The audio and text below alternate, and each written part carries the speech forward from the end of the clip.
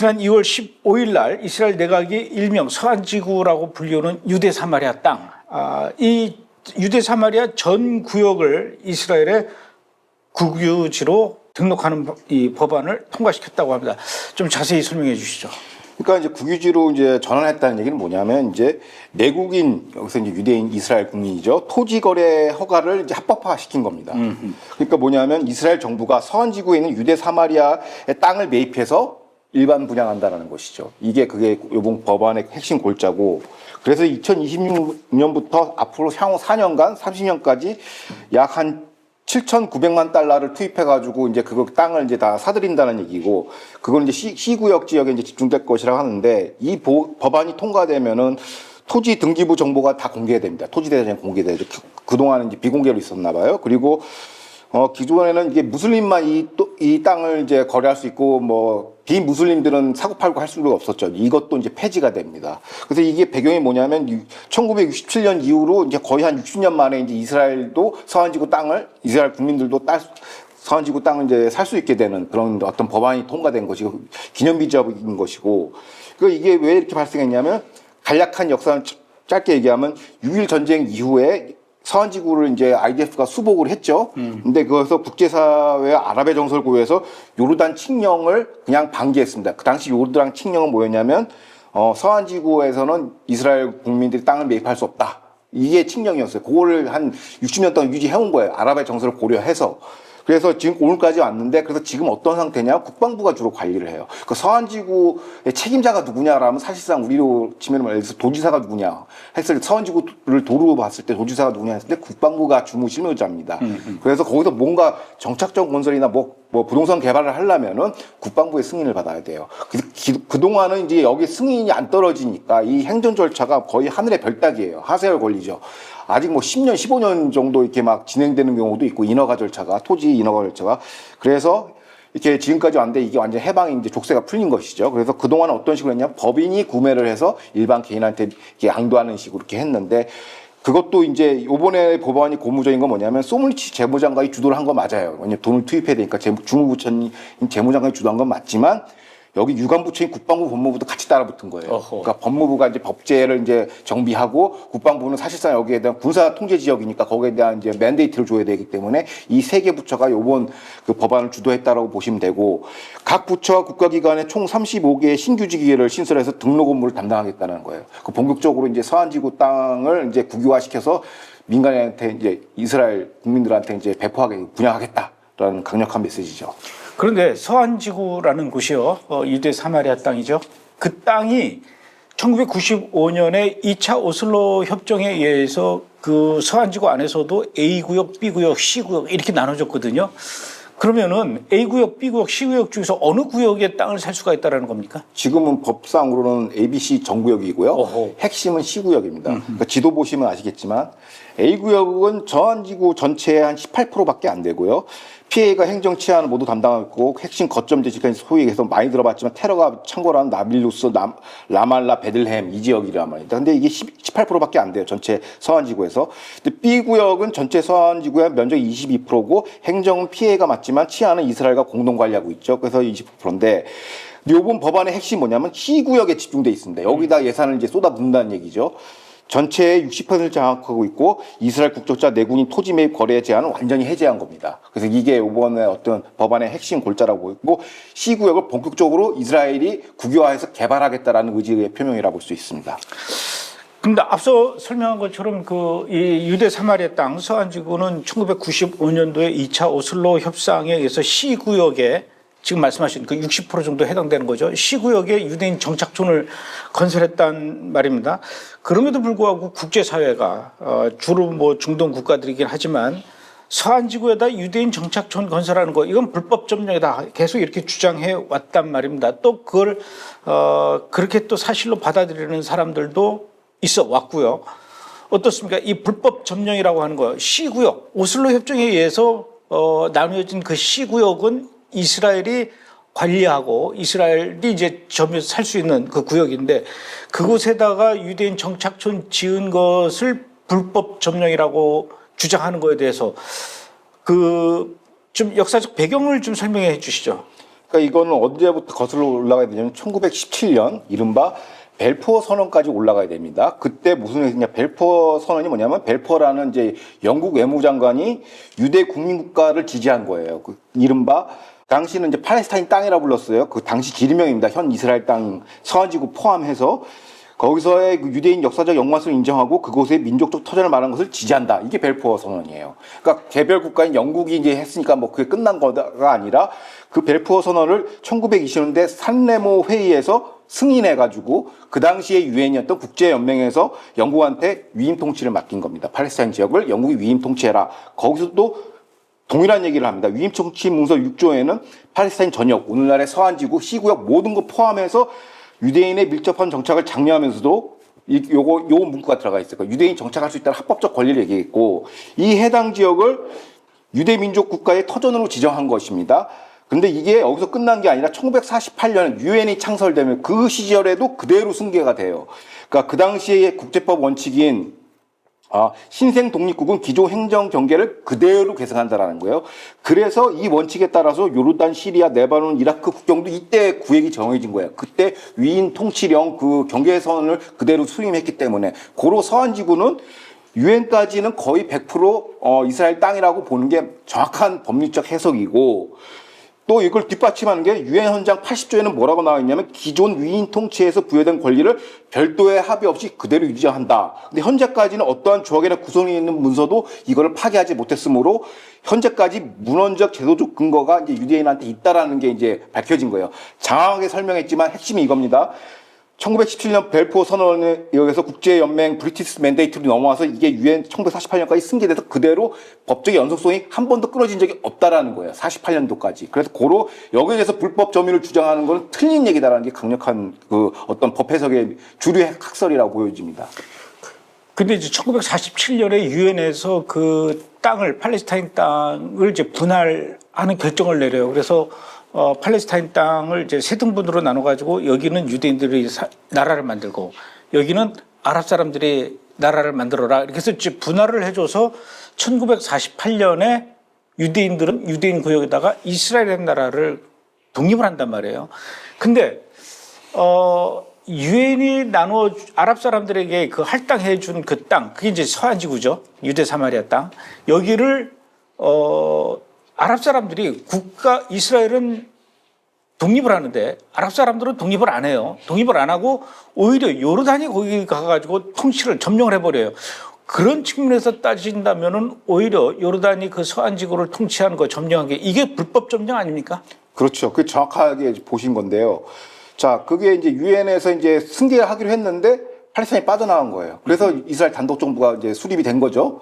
근데 거기에 요르단이 어떻게 불법적 침공 비슷하게 했죠. 요즘으로 치면 10월 7일 테러 침공을 해서 유대인들 해당 지에서 전부 다 추방시키고 건물 다 불태웠어요. 이때 나온 요르단 칙령이 비무슬림 토지 거래 허가 금지입니다. 이게 그때 만들어진 거거든요. 이딕트라고 그러죠. 요르단 이딕트인데 이게 그럼 국제사회에서 인정을 받았냐? 요르단의 서안지구 침공이 국제사회에서 인정을 받았냐?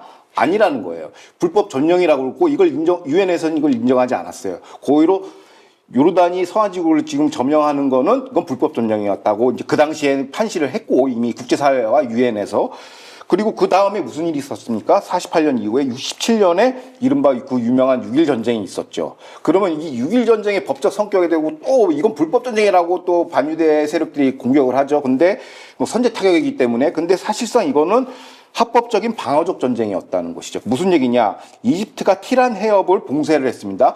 해상 봉쇄는 국제법상 이건 전쟁 행위로 간주하고 있어요. 여기에 대한 방어 전쟁이기 때문에 합법이고 이건 유엔 헌장 51조 자유권 방어 전쟁에서 just war, 합법적인 전쟁이라고 우리가 평시 구속요건을 충족하고 있어요. 그럼 다시 국제법으로 돌아서 67년 당시 서안지구는 어떠한 국가의 합법적 주권의 영토가 아니었다. 요르단도 합법 점유가 아니었기 때문에 국제사회 인정 안 했고 불법 점유했고 IDF가 재탄환을 했기 때문에 IDF가 이걸 점령한 거다. 불법 점유인다. 정령법에 성립이 안 돼요.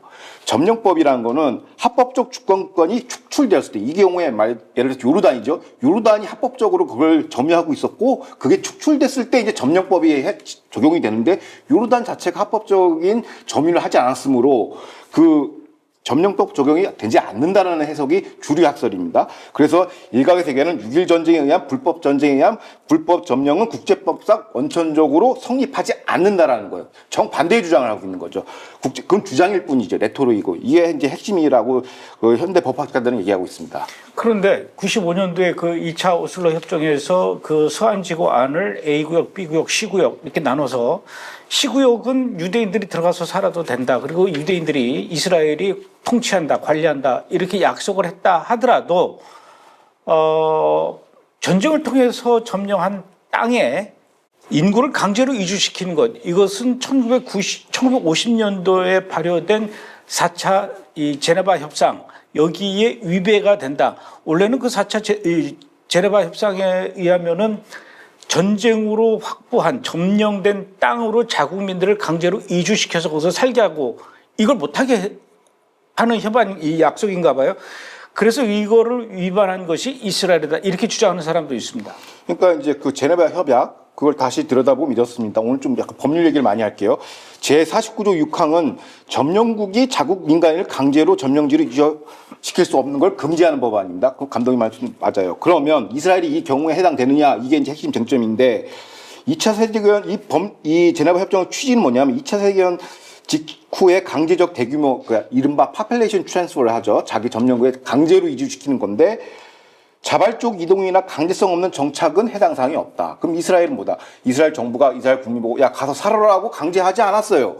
해외에 살고 디아스포라 유대인이 몰려와가지고 자발적 정착을 했기 때문에 49조 6항은 해당 사항이 없다라는 겁니다. 아, 강제 이주가 아니라는 얘기죠. 그렇죠. 근데 이게 뭐냐? 그러면 협약에 협소한 인도주의, 이거 인도주의 목적에서 제네바 협정을 만든 건데 일반 영토로 규정하는 규제로 전환하는 오류를 범했다라는 게 그 서방 법학 국제법 전문가들의 해석이고 이게 다수 의견입니다. 누가 이걸 얘기했냐? 미 국무차관 유진 로스터라는 국무차관이 이걸 확증을 했어요.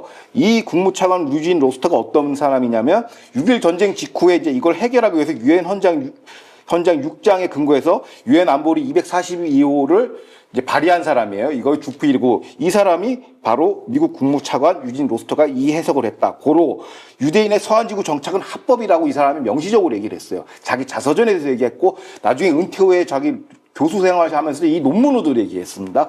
이거는 확정된 거라고 확정된 법률적 해석이라고 보고 그 유엔 안보리 242호의 핵심 문구가 바로 이런 겁니다.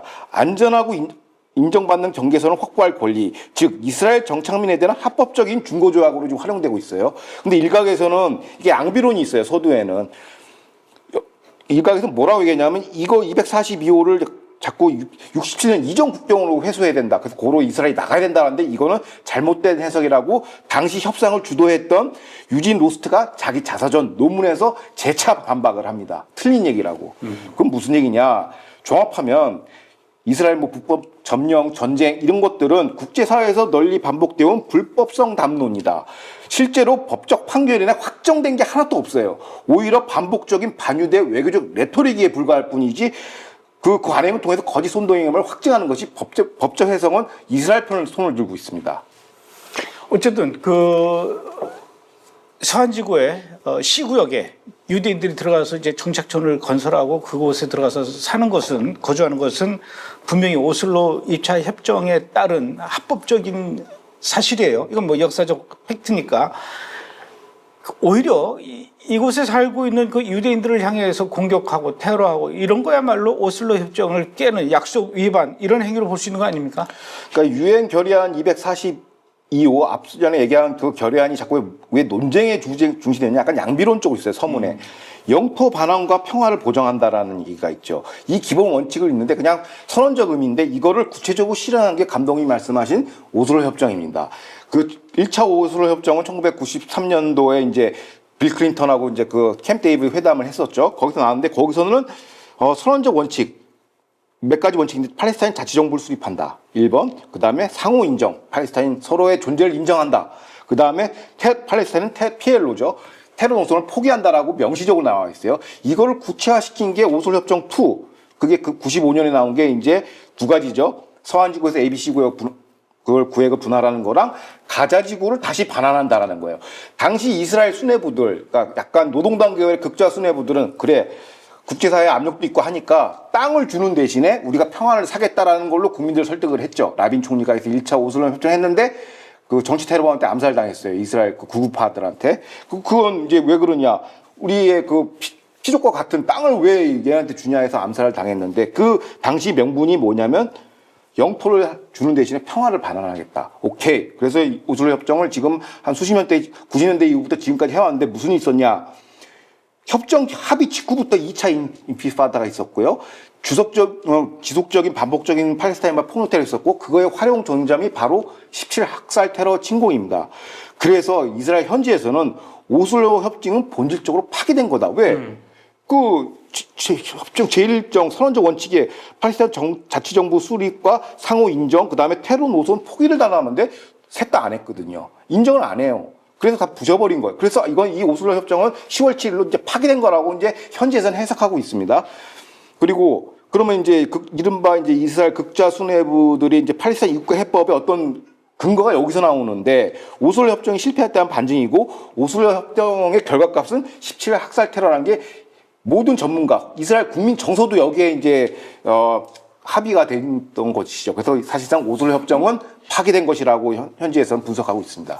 자, 이런 상황에서 미국의 도널드 트럼프 대통령이 의장으로 있는 평화위원회 BOP, 예, 이 평화위원회가 팔레스타인 자치정부하고 서로 소통하기 위해서 공식 소통 채널을 신설했다, 이런 소식이 있습니다. 이건 어떤 의미가 있는 겁니까? 그러니까 표면적으로만 우리가 읽으면 이런 겁니다. 양측, 그러니까 BOP하고 팔레스타인 자치정부 PA가 간의 양측의 협력과 대화 구조를 제도하는 움직임으로 긴장화와 평화 프로세스의 하나의 창구를 마련했다. 그럼 이게 무슨 뜻이냐면요. 그 평화위원회의 그 종신 의장은 바로 트럼프 대통령이죠. 그러니까 가자지구의 국제법적 지위를 구성하는 게 바로 유엔 및 오슬로 협정 체제인데 이거를 평화위원회 BOP로 대체한다는 얘기죠. 그래서 가자지구에서 지금 하고 있죠. 평화위원회가. 그럼 오슬로 협정의 또 다른 그 잔재라고 하죠. 유물이 바로 서한지구 PA입니다. ABC 구역 나눈 거. 이게 오슬로 협정 체제인데 요것 또한 BOP 체제로 대체한다는 얘기입니다. 그래서 모든 외교적, 팔레스타인 문제에 대한 외교적 창구는 BOP 평화위원회로 간다라는 강력한 메시지가 이번에 그 조치이고 서한지구 부동산 매입과 점유권 강화 조치는 향후 주권 영토 법리 분쟁에서 유리한 고지를 점하는 하나의 이스라엘 전략적 플레이라고 볼 수 있죠. 그러니까 무슨 얘기냐? 과거에 팔레스타인은 제가 팔레스타인한테 컨설팅하는 건 아니지만 무료로 해드린다면 요번에가 마지막이다. 너네들이 진짜 말로 원하는 팔레스타인 국가 인정을 하면은 BOP 체제에 들어와서 협상을 해야 돼요.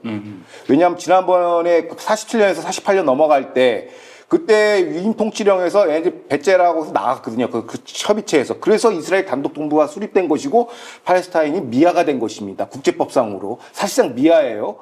그런데 요번에 진짜 너네들이 팔레스타인 국가를 만들고 싶으면 BOP 체제, 트럼프가 만든 BOP 체제에서 협상을 해서 만들어라는 거예요. 그런데 가능성은 0에 가깝습니다. 왜? 얘네들이 최근에 팔레스타인 헌법을 수정한 걸 보니 손질하고 있나 봐요. 아직도 국시가 리버 투 더 씨입니다. 정신이 아직 못 차린 거예요. 그러니까 이게 너네들의 마지막 기회다라는 걸 마지막 경고를 드립니다. 자, 결론적으로 말해서 이번에 그 서한지구 토집, 유대인의 그 토집 매입 결정, 앞으로 이스라엘에 어떤 영향을 미칠 거라고 예상하십니까? 그러니까 소믈리장, 요번에 이제 소위에서 언론에서 극우 장관 얘기하는 이제 소믈리치 재무장관이 이번을 주도했는데 이게 자세히 들여다봐야 돼요. 그냥 극우라고 욕한다고 해결이 안 되는데 소믈리치 장관의 오랜 수건 과제가 뭐냐면 바로 수도 예루살렘의 확대 복원에 이제 방점이 찍혀 있는 거예요. 그러니까 무슨 얘기냐면 지난 2023년에 새로 총선에서 네티냐후 연정이 5차 총선 이겨서 이제 들어섰지 않습니까? 그때 이후에 소믈리치 재무장관이 수면 아래에서 현재까지 서한지구에서 69개의 신규 정착촌을 승인했고 총 150개의 신규 농장을 건설했어요. 그러니까 정착촌을 꾸준하게 부동산 정책으로 돌파하고 있는데 대표적으로 이제 사진 보시면 아시겠지만 이원 정착촌이 있습니다. 저 이원 정착촌 사업인데 저게 동예루살렘을 가상의 팔레스타인 국가 단절, 그러니까 북쪽에 라말라가 있거든요. 그게 PA 수도예요. 거기랑 동예루살렘을 잘라버리는 게 바로 이원 정착촌 사업이고 이걸 하나 진행하고 있고 두 번째 사진 보여주시면 알겠지만 피스캇 게이브라는 또 정착촌을 그 인근에서 또 건설을 하고 있어요. 그러니까 사실상 예루살렘 그 북쪽을 이제 위에를 이제 이걸 에워 쌓는 건데 구시 에치원 블럭하고 또 마엘레 이두얌이란 도시를 이제 예루살렘에서 14km, 8km 떨어져 있는데 이것도 완전히 에워싼다는 거예요. 그래서 예루살렘 자체를 아예 정착촌으로 휙 감아 돈다는 곳으로 결국에는 뭘 의미하냐? 예루살렘과 정착지를 결합시켜 가지고 확대 예루살렘 도시를 완벽하게 복원하겠다라는 그 포석입니다. 이걸 뭘로? 안보 정책이 아닌 부동산 정책으로 밀어붙이는 거예요. 손흥민 장관이. 그리고 이게 요번 달에 아니고 올해 이제 총선이 있지 않습니까? 총선의 어떤 이게 어떤 핵심 의제가 될 것 같아요. 왜냐하면은 일각에서는 뭐 이스라엘이 지금 뭐 약간 좀 기세가 올라가지고 뭐 시나이 반도까지 먹는다. 그건 아닌데 예루살렘에 대한 거는 좌우 전 국민 디아스포라 유대인에 관해서 이견이 없어요. 이 부분에 대해서는. 그러니까 이거를 예루살렘의 정착지를 회복한다라는 미션과 정착지를 연결시켜서 이걸로 정치 어젠다로 싸워서 나가겠다는 것이고 결국에는 이제 예루살렘 확대 복원이 이제 핵심 방점이고 그 안에 성전사 안에서 예배 자유 이거 다 확보하겠다라는 게 이 포석입니다. 이제 드디어 가자 지구와 유대 사마리아 땅까지 모두 다 이스라엘로 통합이 되는 그 첫 단추가 끼워지는 게 아닌가 그런 생각이 드는데 2026년 앞으로 이 서한 지구에서도 많은 일들이 일어날 것 같아요. 그렇죠. 좋은 소식이 많이 들렸으면 좋겠습니다. 네, 알겠습니다. 그나저나 오늘 저녁에 이 진행되는 3차 이란 미국 핵 협상 좀 잘 좀 마무리 졌으면 좋겠어요. 감독님 주말에 봬요. 그래요? 네. 알겠습니다. 저도 준비하고 있습니다. 네, 알겠습니다.